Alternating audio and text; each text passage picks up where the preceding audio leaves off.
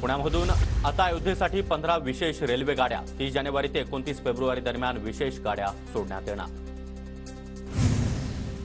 मुख्यमंत्री एकनाथ शिंदे साताऱ्यातील दरे गावात 25 जानेवारीच्या उत्तेश्वर देवाच्या यात्रेनिमित्त मुख्यमंत्री दरे गावी मुक्काम।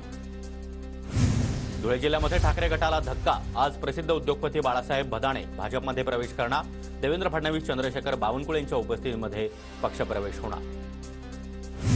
धाराशिव शहरामध्ये आज दुपारी 3 वाजता ओबीसी मेळावा। प्रकाश आंबेडकर, प्रकाश शेंडगे यांची उपस्थिती राहणार, तर छानी गोपीचंद पडळकर देखील उपस्थित राहण्याची शक्यता।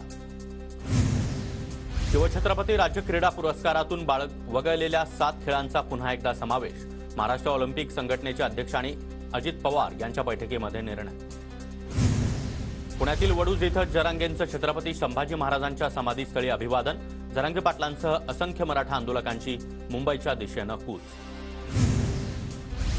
आमदार महेश शिंदे यांची कृष्णा खोरे विकास महामंडळाच्या उपाध्यक्षपदी निवड। साताऱ्यामध्ये शिंदे यांच्या कार्यकर्त्यांकडून गुलालाची उधळण करत जल्लोष। मराठा आरक्षणासंदर्भातील क्युरेटिव्ह याचिकेवर सरन्यायाधीशांसमोर आज सुनावणी। मराठा समाजाच्या वतीनं खुली सुनावणी घेण्याची मागणी।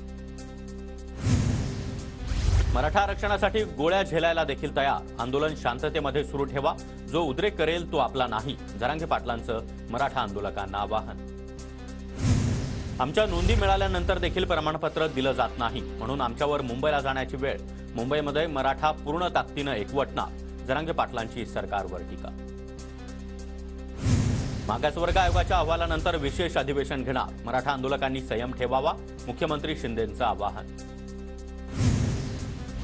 शरद पवार गटाचे आमदार रोहित पवार यांची आज ईडी चौकशी। शरद पवार देखील मैदानात। चौकशी सुरू असताना हाकेच्या अंतरावर असलेल्या राष्ट्रवादीच्या प्रदेश कार्यालयामध्ये शरद पवार उपस्थित राहणार। तर ईडी चौकशीसाठी जाताना रोहित पवार यांच्यासोबत सुप्रिया सुळे देखील ईडी कार्यालयापर्यंत सोबत राहणार। रोहित पवार यांचं ईडी चौकशी पूर्ण होईपर्यंत शरद पवार देखील राष्ट्रवादीच्या कार्यालयामध्ये असणार। राष्ट्रवादी आमदार अपात्रता प्रकरणी आज सुनावणी। सकाळी 11 वाजता विधानभवनामध्ये पुन्हा एकदा सुनावणी होणार। नंदुरबार जिल्ह्यामध्ये 25,000 पेक्षा अधिक कुणबी नोंदी आढळल्या। लवकरच नोंदी शोधण्याच्या काम पूर्ण होणार। लवकरच नोंदींप्रमाणे जात प्रमाणपत्रांचं वाटप देखील होणार। नागपूर शहर आणि ग्रामीणमध्ये 13,500 कर्मचाऱ्यांकडून सर्वेक्षण सुरू।